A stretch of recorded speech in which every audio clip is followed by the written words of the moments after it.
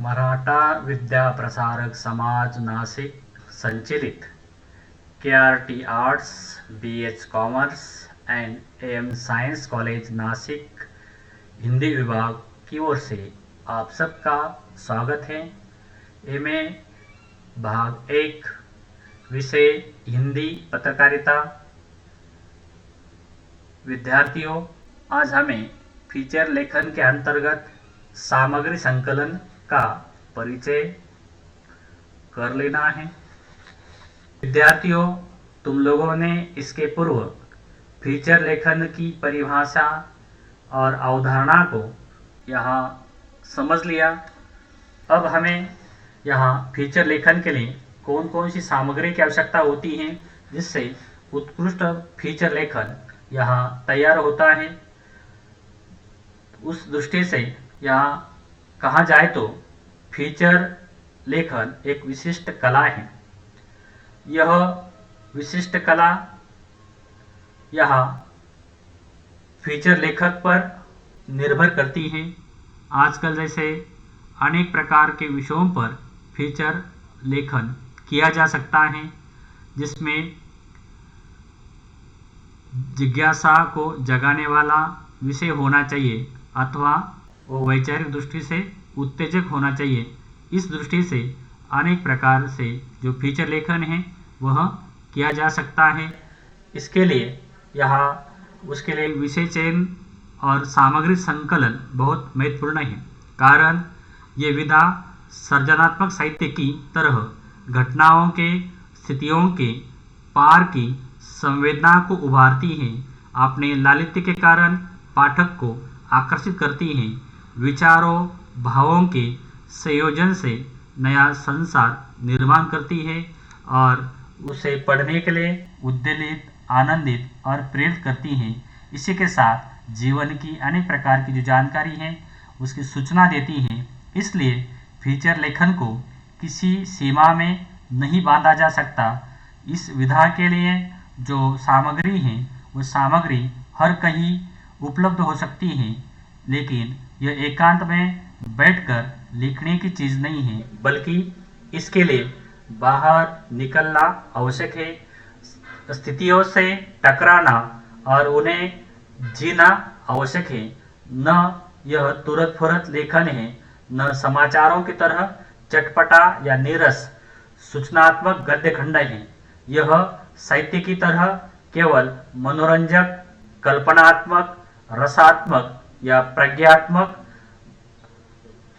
बल्कि दोनों क्षेत्रों का संतुलित समायोजन फीचर में रहता है। इसलिए फीचर लेखक के लिए एक शक्ति परीक्षण से कम नहीं है।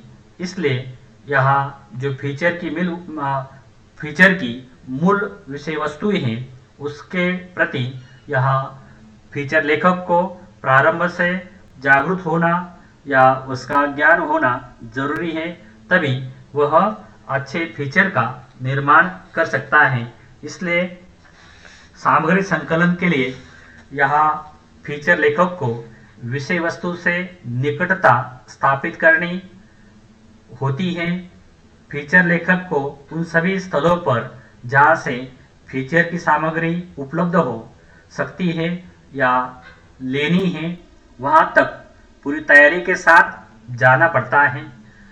उसके साथ उसे कलम, नोटबुक, कैमरा, टेप रिकॉर्डर, आजकल मोबाइल यानी स्मार्टफोन आने के कारण या हैंडसेट आने के कारण यहाँ टेप रिकॉर्ड आदि की ज़रूरत नहीं होती है, लेकिन कैमरा रहा, अधिक उत्कृष्ट कैमरा रहा तो वह अच्छी तरह से जो शूटिंग वह कर सकता है।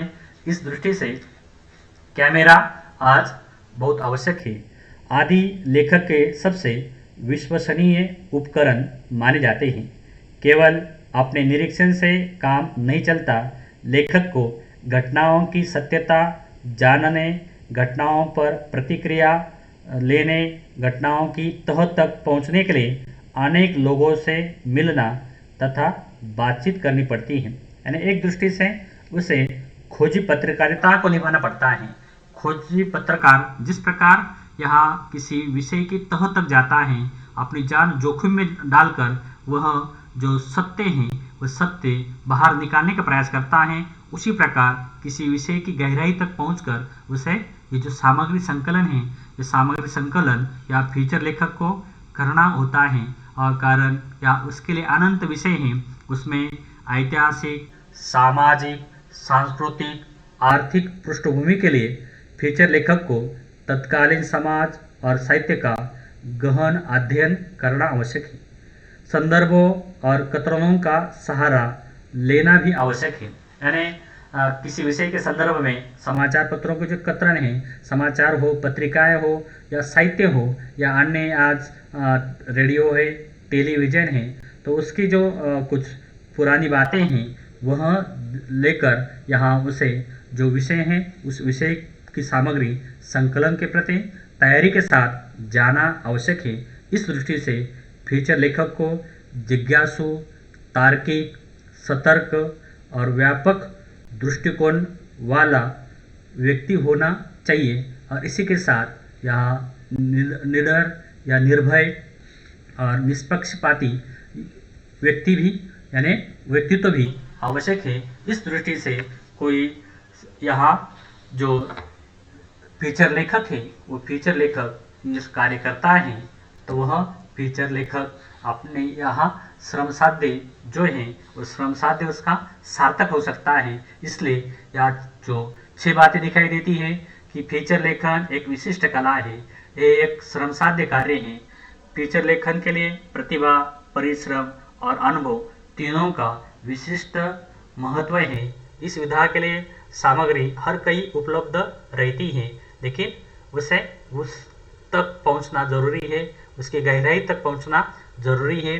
फीचर एकांत में बैठकर लिखने का विषय नहीं है, बल्कि इसके लिए बाहर निकलना होता है, अपनी जान जोखिम में डालनी होती है, यहाँ उसके तह तक जाना होता है। इस तरह यह शक्ति परीक्षण का विषय है, यह शक्ति परीक्षण का विषय है, ये निरीक्षण का नहीं। तो उसका जो परीक्षण है वह परीक्षण, वो जांच पड़ताल यहाँ सही ढंग से करके यह जो विषय है वो विषय सामने लाने का कार्य यहाँ फीचर लेखक के द्वारा होता है। इसलिए समाचार पत्रों में सबसे अधिक फीचर यहाँ पढ़े जाते हैं। उस दृष्टि से जिन समाचार पत्रों के फीचर अच्छे हैं वह समाचार पत्र अधिक यहाँ उसकी मांग होती है। इस दृष्टि से भारत में अनेक उत्कृष्ट समाचार पत्र हैं और उन समाचार पत्रों में किस तरह समाचार फीचर छपते हैं वह देख सकते हैं। आपके लिए यहाँ एक फीचर रखा है, यह तारीख 28 अप्रैल 2021 के मुंबई नवभारत टाइम्स में ये फीचर छपा है और इसमें नेताओं की जेब में कब तक रहेगा फेसबुक, इस शीर्षक के अंतर्गत लेखक रविशंकर ने ये फीचर लिखा है। और आप लोग जानते हैं सूचना तकनीकी के युग में आज ट्विटर हो, फेसबुक हो, और फेसबुक आज किस तरह अपने ग्राहकों का जो डाटा है उस डाटा को लेकर पूरी दुनिया में यहाँ जो ग्राहकों को संभ्रम में डाल चुका है। इसे लेकर यह लेख यानी ये जो फीचर लिखा गया है और इस फीचर में वो कहते हैं कि नेताओं की जेब में कब तक रहेगा फेसबुक।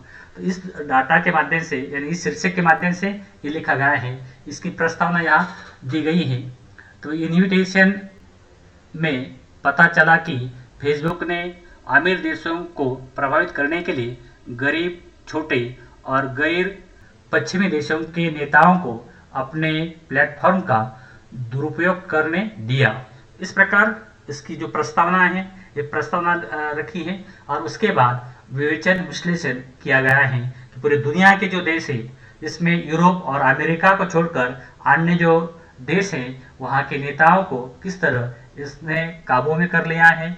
इस तरह आज फेसबुक में जो डाटा है वो असुरक्षित है। इसमें सिर्फ अमेरिका और यूरोप ने जो कड़े नियम हैं, कानून हैं, वो कानून बनाए हैं, लेकिन अन्य देशों ने भी वो बनाने चाहिए, इसे लेकर ये लिखा गया है। और निष्कर्ष रूप में यह वो कहते हैं फेसबुक जैसी तमाम कंपनियों को उनका पालन करना पड़ता है, इसलिए वे उन देशों में ऐसी हरकतें नहीं करते। यानी अमेरिका, यूरोप जैसे देश है वहाँ इस तरह की हरकतें नहीं होती हैं। लेकिन अन्य जो गरीब देश है, अन्य जो यानी यूरोप और अमेरिका के बाहर जो देश है, वह उन देशों का जो डाटा है वह सुरक्षित है, वह इस पर यहाँ हरकतें करते हैं। इस प्रकार के अनेक उदाहरण, अनेक समाचार यहाँ आते हैं। इस प्रकार ये फीचर आज तैयार कर लिया गया है और इस फीचर के माध्यम से क्या संभावनाएं हैं, वो संभावनाएं यहाँ दी गई है। और यानी जो यूरोप और अमेरिका को छोड़कर अन्य देश के नेता हैं, उन नेताओं की नीतियों को भी सामने लाने का कार्य ये फीचर करता है। तो इस तरह यह सूचना टेक्नोलॉजी को लेकर या विज्ञान को लेकर लिखा गया यह फीचर है। इसी के साथ अगला एक फीचर है आप लोगों के सामने, थोड़ा ऐतिहासिक है, साहित्यिक और ऐतिहासिक फीचर है। तो रूस में चर्चित अन्ना, तो अन्ना शब्द पूरे भारत में अन्ना हजारे जी को लेकर यहाँ लिया जाता है, लेकिन यह अन्ना हजारे नहीं है। तो यह हमारे मराठी के महान साहित्यकार अण्णाभाऊ साठे, इनके नाम को लेकर है। पंडित नेहरू जी जब रूस में गए थे 1955 में, उस समय वहाँ के एक नेता ने उनसे पूछा कि आप अन्ना को जानते हैं? तो नेहरू जी ने कहा कि नहीं। तब उन्हें पता चला कि यहाँ अण्णाभाऊ साठे मुंबई में रहते हैं और उनका जीवन कितना दुखद रहा है। उनकी जो कहानी है वो रशिया में अनुवादित हुई थी और एक साहित्यकार के रूप में पूरी रशिया या अण्णाभाऊ साठे को उस समय जानता था, इतने चर्चित थे। लेकिन नेहरू जी नहीं थे। उसके बाद यहाँ भारत में आकर नेहरू जी यहाँ अण्णाभाऊ साठे से मिले और इस प्रकार एक महान साहित्यकार का जो जीवन है वह किस प्रकार था, वह छोटे से फीचर के माध्यम से उद्घाटित करने का कार्य यह हुआ है। इसका शीर्षक है रूस में चर्चित अन्ना।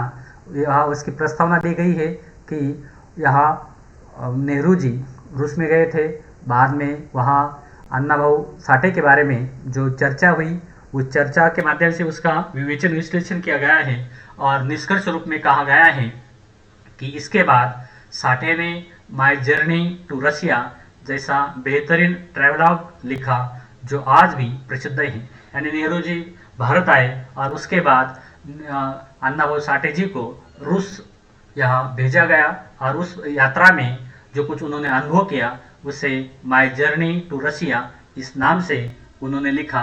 और उनका जो पूरा साहित्य है वो पूरा साहित्य आज रशियन भाषा में अनुवादित हो चुका है। इस प्रकार साहित्य और इतिहास को लेकर भी फीचर लिखे जाते हैं। ऐसी सामग्री यहाँ इकट्ठा की जाती है। ऐसी सामग्री जो है उसका संकलन किया जाता है और संकलन के बाद यहाँ जो फीचर है वो तैयार होता है। तो इस तरह आप लोग समझ गए होंगे कि फीचर लेखन के लिए सामग्री का संकलन कैसे किया जाता है। ये मुझे विश्वास है कि आप लोग फीचर लेखन के सामग्री संकलन को समझ गए होंगे। धन्यवाद।